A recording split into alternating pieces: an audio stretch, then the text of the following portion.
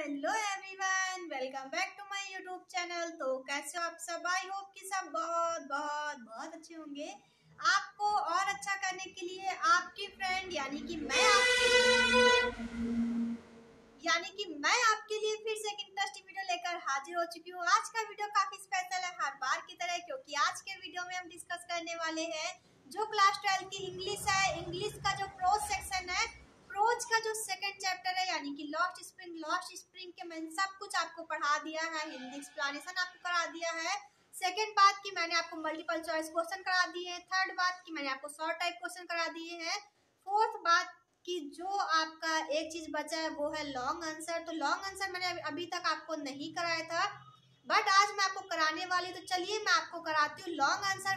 कुल 6 है, मैं 6 आपको बहुत डिटेल से पढ़ाने वाली हूँ, आपको बहुत मजा आने वाला है। तो चलिए मैं आपको पढ़ाती हूँ और मैं आपको एक एक का अर्थ भी बताऊंगी, उसका हिंदी एक्सप्लेनेशन बताऊंगी और उसके जो वर्ड मीनिंग है वो भी बताऊंगी।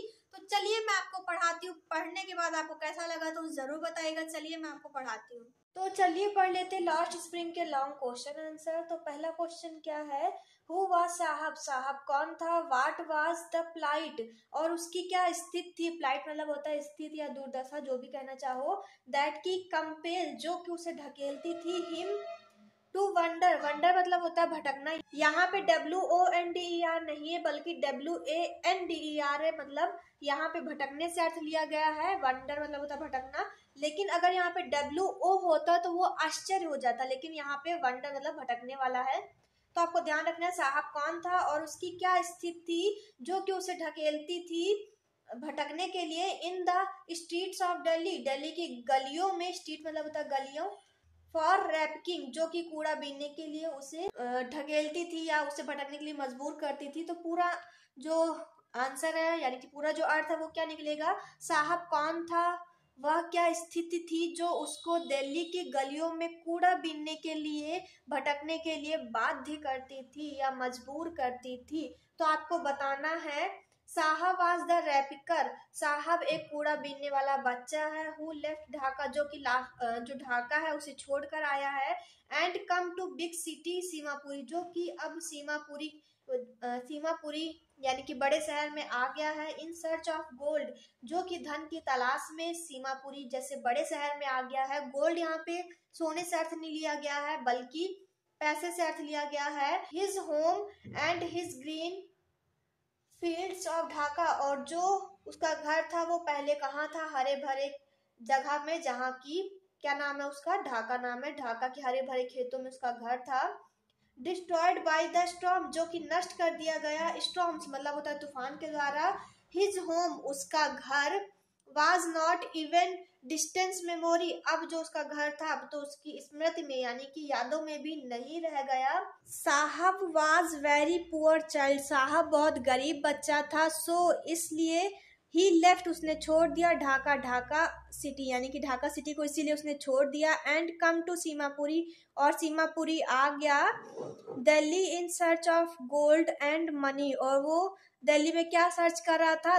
पैसा यानी कि कुछ पैसा वो तलाश कर रहा था। नाउ ही बिकम मनी, और उससे अब क्या चाहिए था? कुछ पैसे चाहिए। Now he become a ragpicker and wander, और अब वो क्या है? कूड़ा बीनने वाला है। And wander here and there in the streets, और अब वो क्या कर रहा है? अब कूड़ा बीन रहा है इधर उधर दिल्ली की गलियों में। For the search of coin, और अब वो तलाश करता है सिक्कों को। इन द गार्बेज डम्प्स यानी कि कूड़ा करकट के ढेरों से अब वो क्या करता है? अब वो पैसे को तलाश करता है। तो पूरा आंसर में क्या बताया गया? जो साहब है वो एक कूड़ा बीनने वाला है जो कि पहले ढाका में रहता था, लेकिन अब वो दिल्ली आ गया। अब दिल्ली के सीमापुरी जगह में आ गया है और उसे पैसों की तलाश है। और जो उसका घर था वो पहले कहाँ था? हरे भरे खेतों में था, जो कि ढाका में स्थित है। लेकिन जो उसके खेत थे, घर थे, उसको नष्ट कर दिया गया स्टॉर्म यानी कि तूफान के द्वारा। और अब वो सीमापुरी में आ गया जो कि दिल्ली में है। और अब वो पैसे तलाश करता है और गोल्ड तलाश करता है कूड़ा करकट में। तो ये सिंपल सी बात है, आपको समझ आ गई होगी। तो चलिए सेकंड क्वेश्चन पढ़ लेते हैं। सेकंड क्वेश्चन क्या है? चिल्ड्रन लाइक साहब, साहब के जैसे बच्चे often go for private job in very small age, जो साहब जैसे बच्चे होते हैं वो बहुत कम उम्र में क्या करते हैं, प्राइवेट जॉब ढूंढते हैं। In this there final destiny, क्या यह इनका अंतिम भाग्य है। डेस्टिनी मतलब होता है भाग्य, फाइनल मतलब होता है अंतिम या फिक्स कह सकते हो।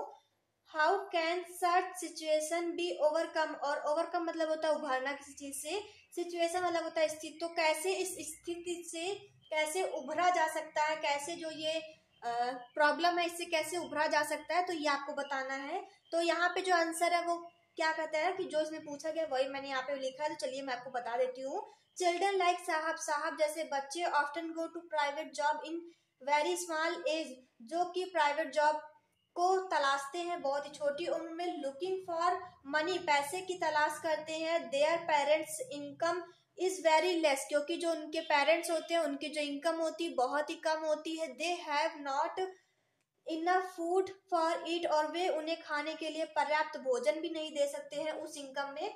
सो देयर चिल्ड्रन, इसलिए जो बच्चे हैं वंडर भटकते हैं, दे हेयर एंड देयर, इधर और उधर, in search of any private job, यानी कि कुछ प्राइवेट जॉब के लिए वो इधर उधर भटकते रहते हैं।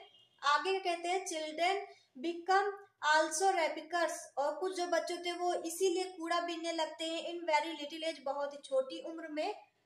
आगे क्या कहते हैं, they loss their all life in private job without freedom, और वो इसीलिए क्या करते हैं पूरी जिंदगी क्या करते हैं, प्राइवेट जॉब करते हैं बिना स्वतंत्रता के। विदाउट फ्रीडम मतलब होता है बिना स्वतंत्रता के।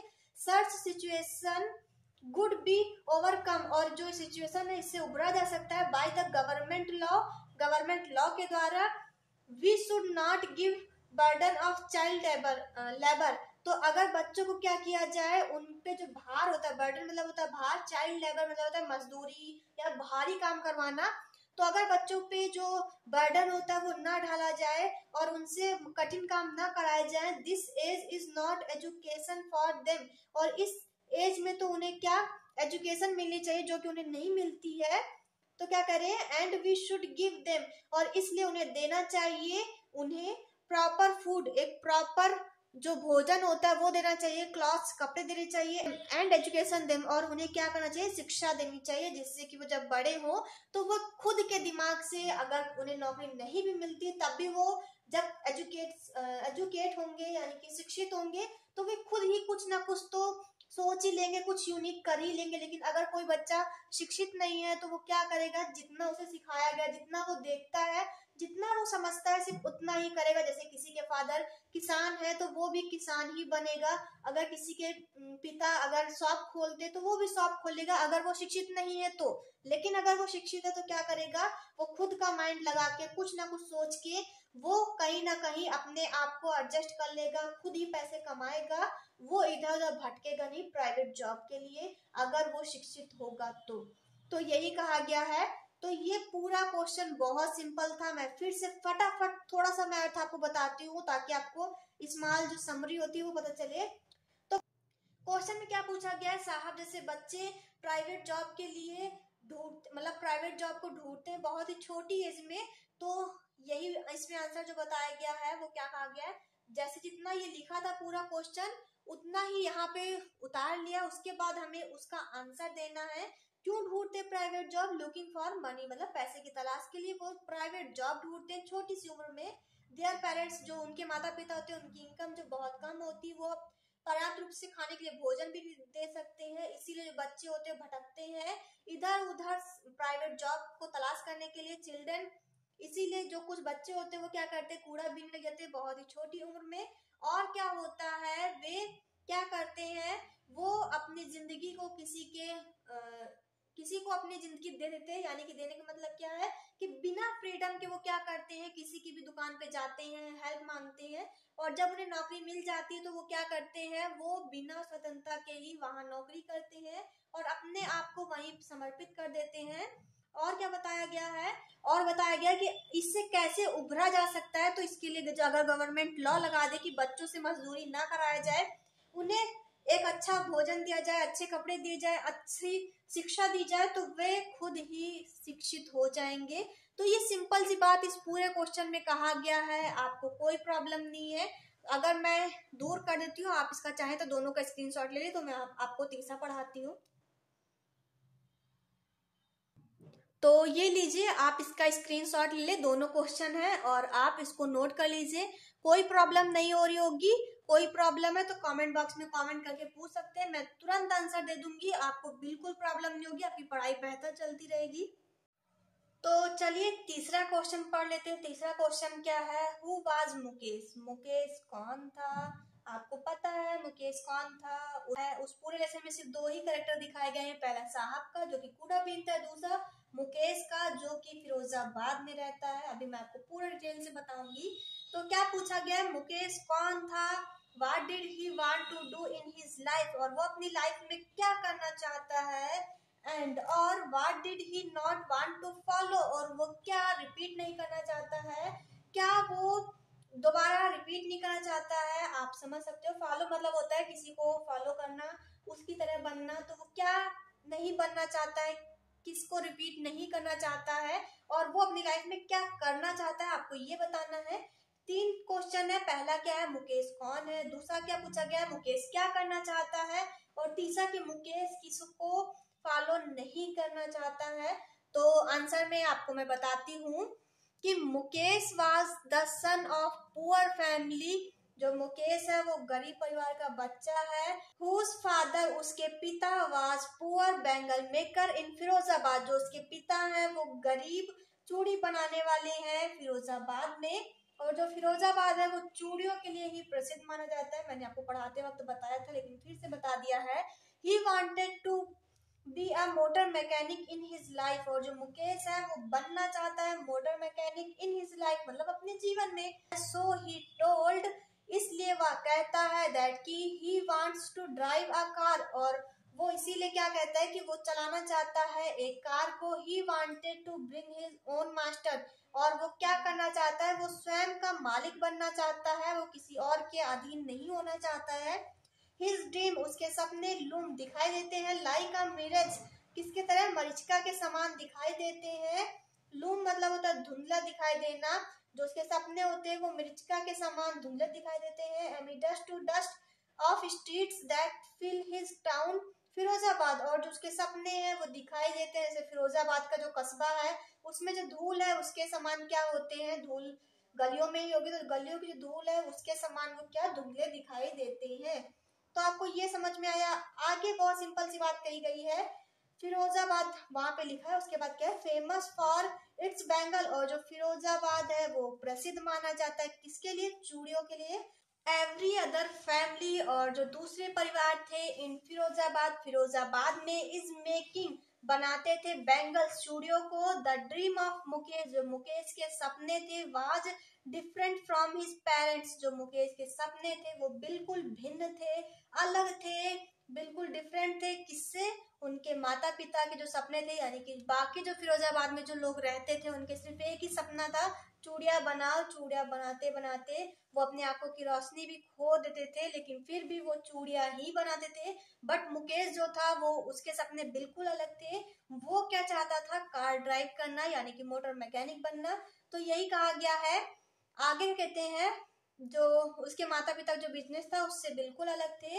एज बैंगल मेकर, और जैसे कि चूड़िया बनाने वाले लोग इन फिरोजाबाद, फिरोजाबाद में, ही डिड नॉट वांट, वह नहीं चाहता था, टू फॉलो करना हिज फैमिली बिजनेस, अपने फैमिली बिजनेस को, यानी कि जो उसके फैमिली का जो व्यवसाय था उसको फॉलो नहीं करना चाहता था। ऑफ बैंगल मेकिंग, चूड़ी बनाने का जो बिजनेस था उसको फॉलो नहीं करना चाहता था। इन फिरोजाबाद, फिरोजाबाद में, Mukesh did not to accept, जो मुकेश था वो एक्सेप्ट नहीं करना चाहता था, हिज लाइफ, अपने जीवन में, of misery as his want parents has done, यानी कि ये यहाँ पे लिखा है तो आप समझ लीजिएगा। चलिए मैं आपको इसका अर्थ बताती हूँ। तो अर्थ में क्या बताया गया है कि जो मुकेश था वो एक्सेप्ट नहीं करना चाहता था, मिजरी मतलब होता है कठिनाइयों को, एज ही वांट जैसे कि वो चाहता था, मतलब जो उसके माता पिता थे वो चूड़ियां बनाते बनाते उनकी ना गरीबी दूर होती थी और ना ही वो आगे बढ़ पाते थे, बट फिर भी वो वही काम करते थे और कठिनाइयों को झेलते थे। लेकिन जो मुकेश था वो ये बिल्कुल नहीं चाहता था, तो यही कहा गया है। और इस पूरे क्वेश्चन में बहुत सिंपल सी ही बात कही गई है, आपको मैंने समझा दी है। क्या जो मुकेश था, क्वेश्चन में क्या पूछा गया, मुकेश कौन था?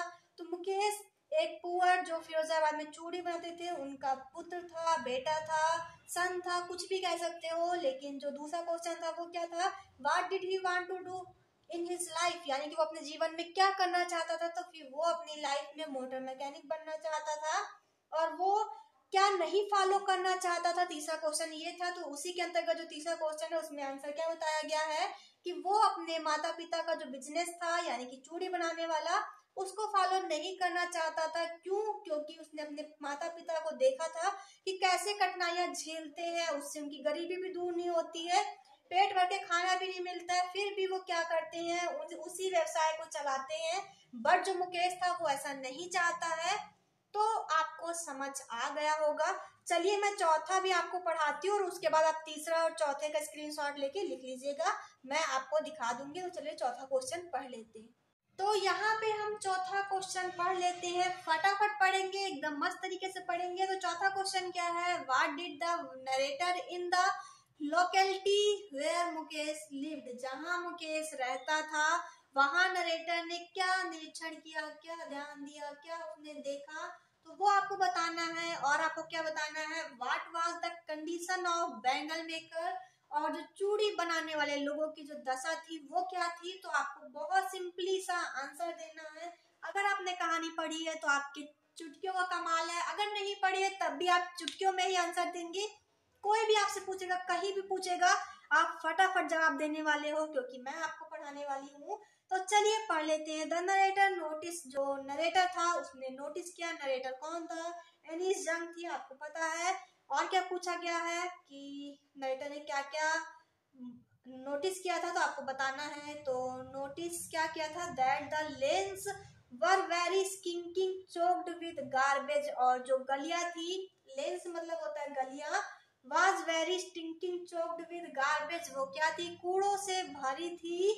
जो गलियां थी फिरोजाबाद की वो सारी क्या थी, कूड़े करकट से भरी हुई थी। द होम वर डर्टी, और जो घर था वो गंदा था। विद क्रम्बलिंग वॉल्स, और जो दीवारें थी वो क्रम्बलिंग कर रही थी। क्रम्बलिंग का मतलब होता है कांप रही थी। और क्या बताया गया, उबली डोर्स, और जो डोर थे वो गंदे थे, दरवाजे जो थे वो गंदे थे।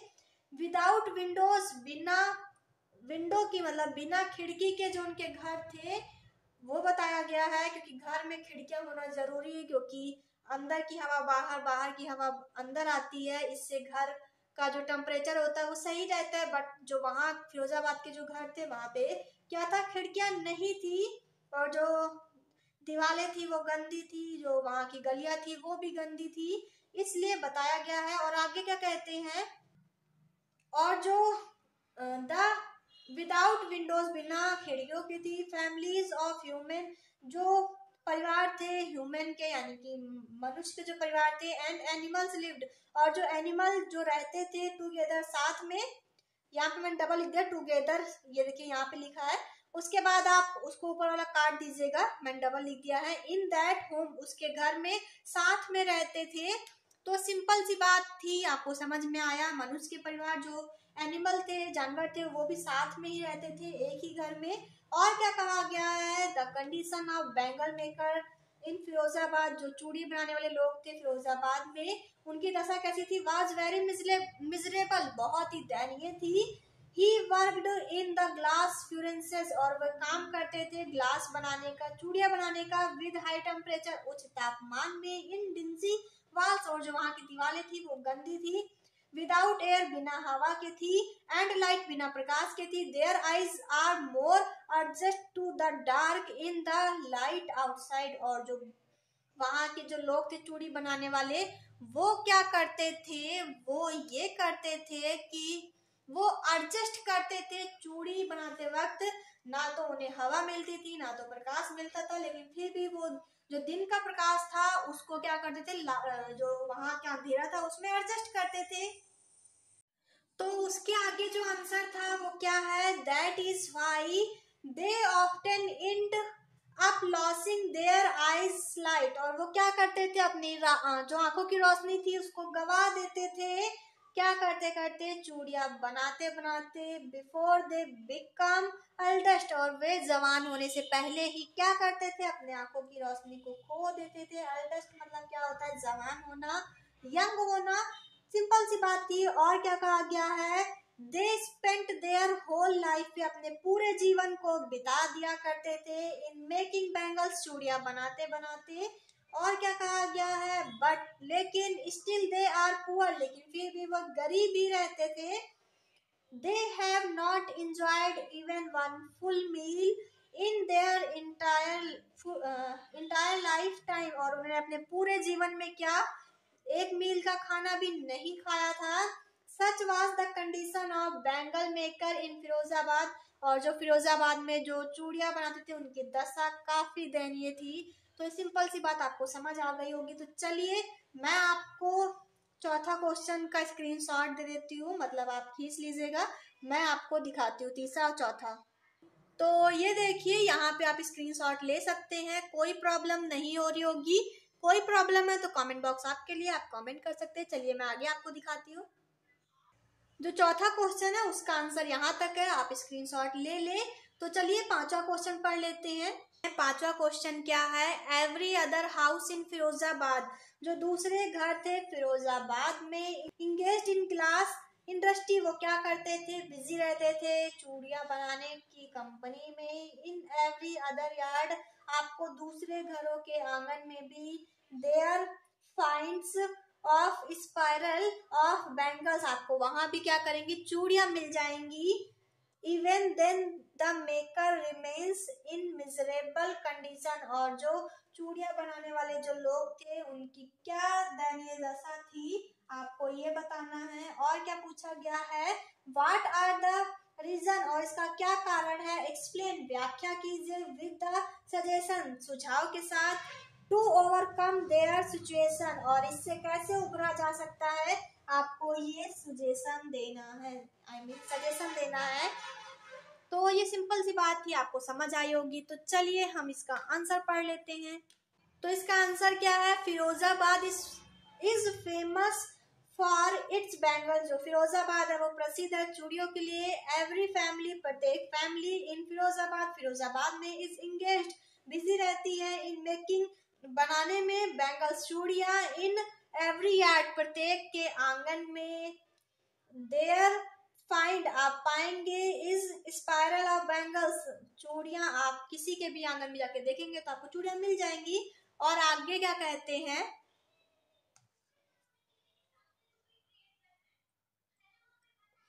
आगे कहा गया है, even the maker remains in miserable condition because, तो क्या कहा गया है, जो चूड़ियां बनाने वाले लोगों की जो दयनीय दशा है वो क्यों है, तो बिकॉज आप बताएंगे क्योंकि, दे वर वेरी पुअर, क्योंकि वे बहुत गरीब है, they do not do any other works except bangles making, और वो चूड़ियां बनाने के अलावा कोई भी काम को नहीं एक्सेप्ट कर सकते हैं, नहीं स्वीकार कर सकते हैं। दे वर अनएजुकेटेड, वे अशिक्षित हैं, इसलिए दे फॉलोड, वे अनुसरण नहीं कर सकते हैं, the same work of the four father, और वे फॉलो करते हैं सेम वर्क, यानी कि वही काम को जो उनके पूर्वज करते थे, यानी कि चूड़ी बनाने का काम वही फॉलो करते हैं।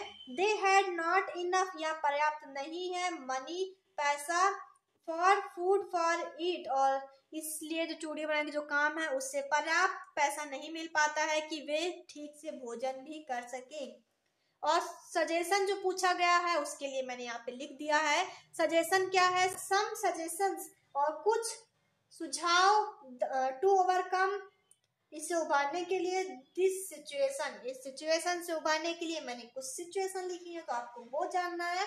तो क्या है, the life of bangle maker, जो चूड़ियां बनाने वाले लोग हैं उनकी जो जीवन है, कैन बी इम्प्रूव हो सकती है, इफ, यदि, दे बी एजुकेटेड, और अगर वे शिक्षित हो, एंड डू, और वे करें, and things difference of make cooperative with the help of his प्यूपिल। अगर कोई जो वहां के जो यंग मैन है अगर वो सहसम्मति बना ले तो क्या होगा, वे आगे बढ़ सकते हैं, उन्हें अच्छा भोजन मिल सकता है। अगर वे शिक्षित होंगे तो वे कुछ भी कर सकते हैं। और अगर उनके बीच कोई हेल्पर आ जाए, कोई लीडर आ जाए जो कि उनसे डिफरेंट सोचे तो वे अच्छा प्रोग्रेस कर सकते हैं, इम्प्रूव कर सकते हैं अपनी सिचुएशन से। तो इस सिंपल सी बात थी, आपको समझ आ गई। चलिए छठा क्वेश्चन पढ़ लेते हैं। What is the vicious circle of middle man. मध्यम वर्ग का क्या दुष्चक्र है। और क्या कहा गया है, how are they dropped since the time of their forefather. तो क्या कहा गया है, अपने पूर्वजों के समय से वे कैसे फंसे हुए हैं। Can they get organized. क्या वे इससे संगठित हो सकते हैं। इफ नॉट, यदि नहीं, व्हाई, तो क्यों। एक्सप्लेन, व्याख्या कीजिए। तो आपको समझ आया क्वेश्चन में क्या पूछा गया है कि दुष्चक्र क्या है मध्यम वर्ग का, और क्या पूछा गया है कि अपने पूर्वजों के समय से वे कैसे फंसे हुए हैं, तो आपको बताना है। और क्या पूछा गया है, क्या वे कैसे संगठित हो सकते हैं, तो आपको ये बताना है। यदि नहीं तो क्यों, आपको ऐसे व्याख्या करनी है। तो चलिए हम पढ़ते हैं इसका आंसर। तो आंसर क्या है, the vicious circle in wake of middle man since the time of their fathers.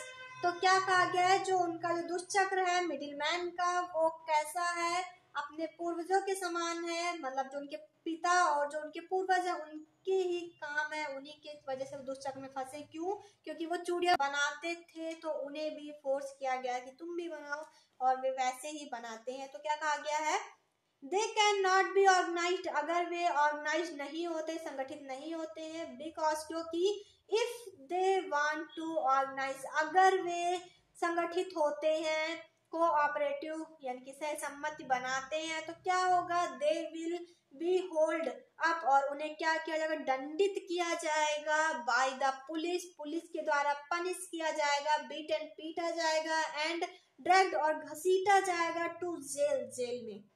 क्यों, तो आगे बताते हैं। फॉर डूइंग समथिंग इलीगल, यानी कि क्या कह सकते हो अनैतिक कार्य के लिए उन्हें पीटा जाएगा, घसीटा जाएगा, और क्या किया जाएगा, दंडित किया जाएगा, यानी कि पनिश किया जाएगा। तो ये सिंपल सी बात है कि अगर वो संगठित होते हैं तो पुलिस क्या करेगी, उन्हें दंडित करेगी, पीटेगी, डराएगी, घसीटेगी, यही करेगी। क्यों, क्योंकि वो उनके लिए अनैतिक कार्य होगा। आगे क्या कहते हैं, देयर इज नो लीडर, उनके बीच कोई भी लीडर नहीं है। एमंग देम, यानी कि उनके बीच कोई लीडर नहीं है। No one who could help them, कोई भी ऐसा नहीं है जो उनकी मदद कर सके। सी थिंग्स डिफरेंटली, उनसे भिन्न सोच सके। दे वर एक्सप्लॉइड, उन्हें क्या किया जाता है, उनका शोषण किया जाता है। एक्सप्लॉइड मतलब होता है शोषण करना। कौन करता है, बाई साहूकार, साहूकार के द्वारा। The middle man, middle man के द्वारा। द पुलिसमैन, पुलिसमैन के द्वारा। द कीपर ऑफ लॉ, जो नियम के जो लोग हैं, जो कि नियम पे चलते हैं, वो लोग उनका शोषण करते हैं। द ब्यूरोक्रेट्स, यानी कि अफसरशाहो, जो अफसरशाही होते हैं वो लोग करते हैं। एंड द पॉलिटिशियन, और जो राजनेता लोग जो होते हैं वो उनका शोषण करते हैं। सो दे, इसलिए वे कैन नॉट गेट ऑर्गेनाइज्ड, इसलिए वे क्या करते हैं, ऑर्गेनाइज्ड नहीं होते हैं, इकट्ठा नहीं होते हैं। अपनी एक जो कह सकते हो सभा होते हैं वो नहीं बनाते हैं, क्योंकि पुलिस द्वारा उनको डराया जाता है और लोगों द्वारा उनका शोषण किया जाता है। तो चलिए आज का 6 क्वेश्चन यहाँ पे समाप्त होते हैं। पढ़ने के बाद कैसा लगा तो जरूर बताइएगा। आई होप कि आपको अच्छा लगा होगा। अगर अच्छा लगा तो वीडियो को लाइक कर देना है, शेयर कर देना है, कमेंट कर देना है। न्यू है तो सब्सक्राइब जरूर कर लीजिएगा। मिलते हैं नेक्स्ट वीडियो में, तब तक के लिए बाय बाय।